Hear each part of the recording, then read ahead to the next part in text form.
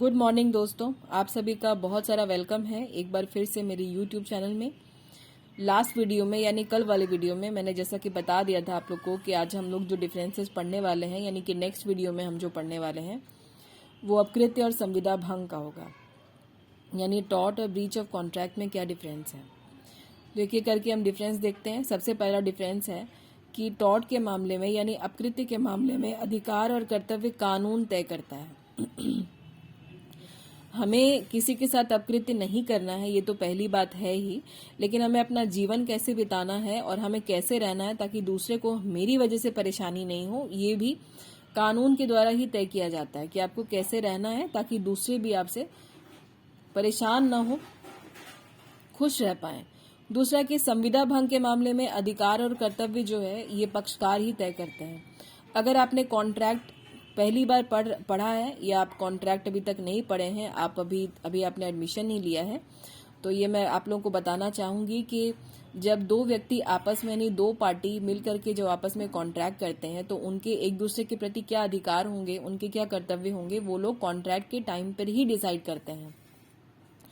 लेकिन टॉर्ट के मामले में, अपकृत्य के मामले में ऐसा नहीं है। ये आपको कानून बताता है कि आपको क्या करना है और क्या नहीं करना है। जैसे कि अगर आपको अपनी सुविधा के लिए अपने घर में जनरेटर रखना है तो आपको इस तरीके से नहीं उस जनरेटर को चलाना है ताकि उसकी आवाज से आपके अगल बगल के लोग परेशान हो जाएं। आपको किसी ऐसी जगह पे रखना होगा जहां पे उसकी आवाज से लोग डिस्टर्ब भी ना हो और आप उसका यूज भी ले पाएं। दूसरा, कर्तव्य पूरे समुदाय और समाज के प्रति होता है। अपकृत्य के मामले में जब हम अपकृत्य नहीं करने के बारे में सोच रहे होते हैं, करना तो खैर है ही नहीं, अगर हम ऐसा सोच रहे हैं कि हमें कभी ये नहीं करना है तो हमें सिर्फ एक व्यक्ति के बारे में नहीं, पूरे समाज और समुदाय के बारे में सोचना है। जैसे कि मैंने आपको जनरेटर चलाने का एग्जाम्पल दिया, या फिर आप लार्ज साउंड में म्यूजिक सुनते हैं तो आपको ये भी ध्यान रखना है कि आपके आसपास में जो लार्ज साउंड से परेशान हो सकते हैं, आपको उस तरीके से अपने घर में म्यूजिक नहीं बजाना है। तो ये आपको एक ही व्यक्ति का नहीं, आपके आसपास में जितने भी पड़ोस में लोग हैं जो इससे प्रभावित, जो परेशान हो सकते हैं, आपको उसका भी ध्यान रखना है। दूसरा है कि संविदा भंग यानी ब्रीच ऑफ कॉन्ट्रैक्ट के मामले में कि कर्तव्य किसी खास व्यक्ति और व्यक्तियों के प्रति होता है। कर्तव्य खास व्यक्ति का मतलब होता है जब हम कॉन्ट्रैक्ट करते हैं तो वो किसी एक व्यक्ति से ही करते हैं ना, और ऐसा जरूरी नहीं है कि कॉन्ट्रैक्ट मेरा एक ही व्यक्ति से हो सकता है कि उस कॉन्ट्रैक्ट में 4 आदमी और शामिल हो, 4 लोग और हो, या 5 लोग भी हो सकते हैं, या 6 भी हो सकते हैं, पूरा ग्रुप भी हो सकता है, कोई फिक्स नहीं है। तो इस मामले में मेरा जो कर्तव्य होगा, जिससे मेरा कॉन्ट्रैक्ट हुआ होगा, जिन लोगों से मेरा कॉन्ट्रैक्ट हुआ होगा, उन पर मेरी जिम्मेदारी हो जाएगी। मतलब मेरे अंदर उनके लिए जिम्मेदारी होगी और उन पर मेरी जिम्मेदारी उनके ऊपर मेरे लिए होगी कि वो मेरा ध्यान रखें और मैं उनका ध्यान रखूं। थर्ड नंबर में है अपकृत्य हमेशा बिना सहमति के होता है, कि जब भी आप कुछ ऐसा करने जा रहे हैं जिससे दूसरे को परेशानी हो सकती है तो आपको उससे सहमति लेने की जरूरत नहीं होती है। जैसे कि टॉर्ट में आप कुछ भी करते हैं तो आपको पूछना थोड़ी होता है। जैसे अपने घर में आपको लार्ज म्यूजिक ही बजाना है, बहुत तेज साउंड में आपको गाने सुनने हैं, तो आप किसी से पूछने नहीं जाते हैं कि हम साउंड कम करके सुने। टीवी हम बहुत ज्यादा रिमोट का वॉल्यूम बढ़ा के देखते हैं तो उससे कि हम किसी से पूछते नहीं हैं। तो हम जब ऐसा करते हैं तो किसी से पूछ के तो कर नहीं रहे होते हैं। और संविदा पक्षकारों की सहमति पर ही आधारित होती है, लेकिन संविदा के मामले में पक्षकार आपस में पहले से सहमत हो जाते हैं, यानी जो ऑफर देता है वो भी एक्सेप्टर से, यानी जो सामने वाला जो एक्सेप्ट करता है उससे सहमत होता है, और जो एक्सेप्ट करता है उसको भी ऑफर देने वाले से सहमत होना पड़ता है, तभी तो कॉन्ट्रैक्ट होता है।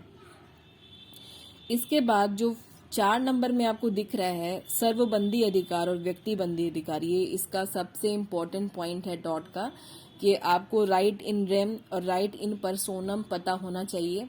ये लैटिन वर्ड है, एक तरीके से आप इसको मैगजीम ही समझिए, इसका मीनिंग आपको पता होना चाहिए। जैसे टॉर्ट में क्या होता है कि सर्वबंदी अधिकार आपको मिला होता है, राइट इन रेम। उसके बाद संविदा के मामले में आपको व्यक्तिबंदी अधिकार होता है, यानी राइट ऑफ पर्सोनम पर्टिकुलर पर्सन। अब एक एक करके इसको समझते हैं क्योंकि दोनों ही बहुत ज्यादा इम्पोर्टेंट है। और अगर आपको इसको मेरे समझाने के बाद भी समझ में ना आए तो आप मुझे कमेंट बॉक्स में ये बात जरूर बताइएगा। मैं इसके लिए स्पेशल एक वीडियो बना के आपको समझाऊंगी कि राइट इन रेम और राइट इन पर्सोनम होता क्या है, क्योंकि पूरा टॉट ही इसी बात पर बेस्ड है। किस पर? राइट इन रेम पर।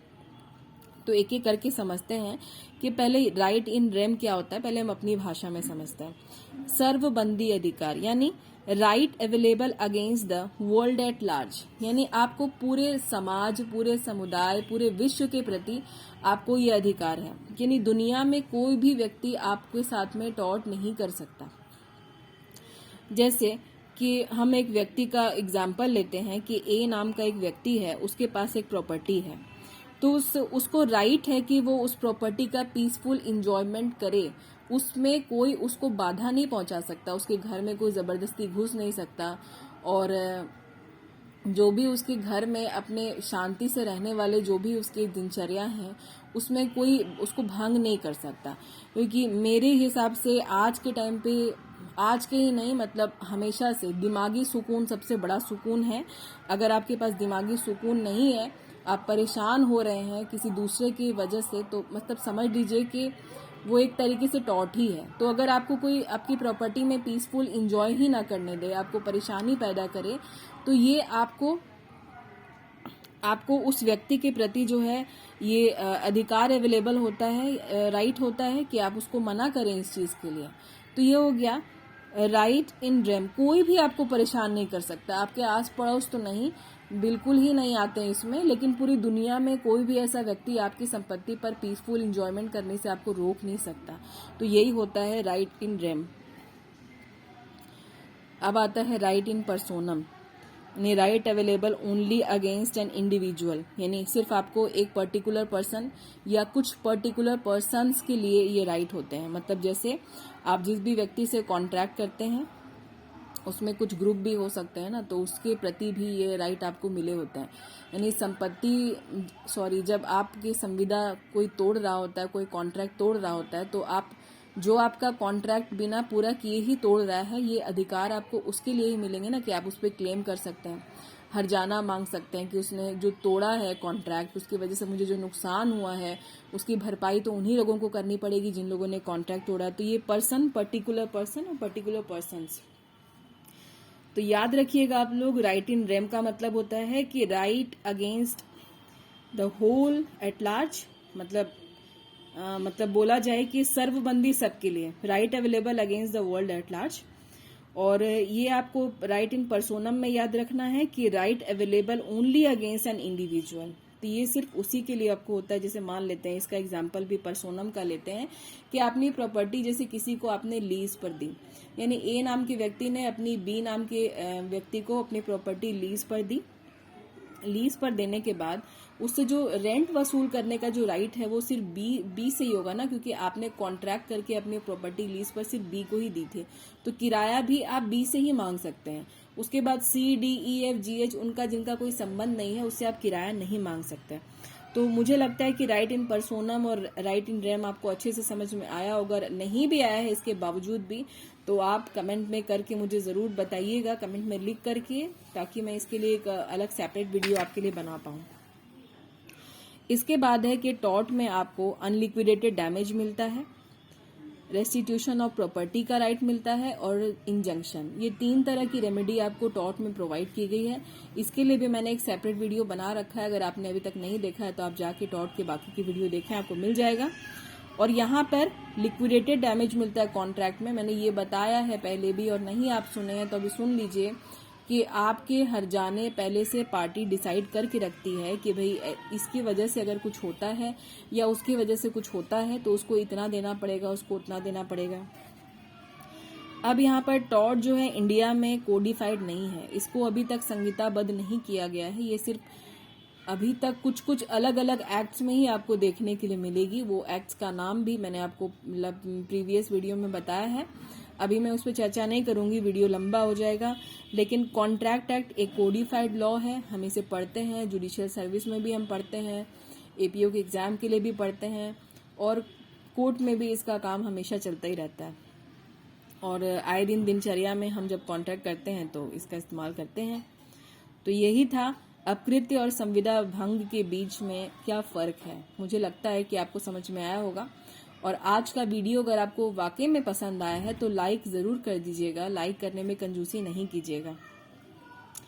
नहीं पसंद आया तो अनलाइक भी कर सकते हैं। इसके लिए भी मैंने आपको मतलब खुले तौर से दिल से कहा है, अनलाइक भी कीजिए, कमेंट करके बताइए कि आपको कैसा लगता है। और इसके अलावा आपकी और कोई परेशानी है तो वो भी आप मुझसे शेयर कर सकते हैं, मैं आपसे कांटेक्ट जरूर करूंगी। इसके अलावा अभी तक आपने चैनल को सब्सक्राइब नहीं किया है तो सब्सक्राइब कर लें, इसमें तो कोई बड़ी बात नहीं है, लेकिन नहीं करना चाहते हैं तो ना करें। और बेल आइकन जरूर प्रेस करें सब्सक्राइब करते टाइम, ताकि नोटिफिकेशन आपको टाइम टू टाइम मिलता रहे। स्पेशली मेरा चैनल अभी तो बिहार जुडिशरी के लिए डेडिकेटेड है, लेकिन मैं चाहूंगी कि मैं बाकी स्टेट के जुडिशियल सर्विस के लिए भी वीडियोस बनाऊं, ताकि आपकी और ज़्यादा हेल्प कर पाऊं। और बाकी फ्रेंड्स में शेयर कीजिए, जो खुद से पढ़ते हैं, जो कोचिंग की मदद नहीं लेते हैं, उनकी हेल्प होगी। थैंक यू सो मच अपना कीमती वक्त मुझे देने के लिए और पेशेंस के साथ 11 मिनट सुनने के लिए। आप सभी अपना ध्यान रखें, ठंड से बच के रहें, मन लगा के पढ़ाई करें। मिलूंगी आपसे नेक्स्ट वीडियो में। अभी मुझे पता नहीं है कि मैं कौन सा टॉपिक नेक्स्ट वीडियो में पढ़ाऊंगी, कुछ भी हो सकता है, जो मुझे अच्छा लगेगा आप लोगों के लिए वही लेके आऊंगी। Good bye.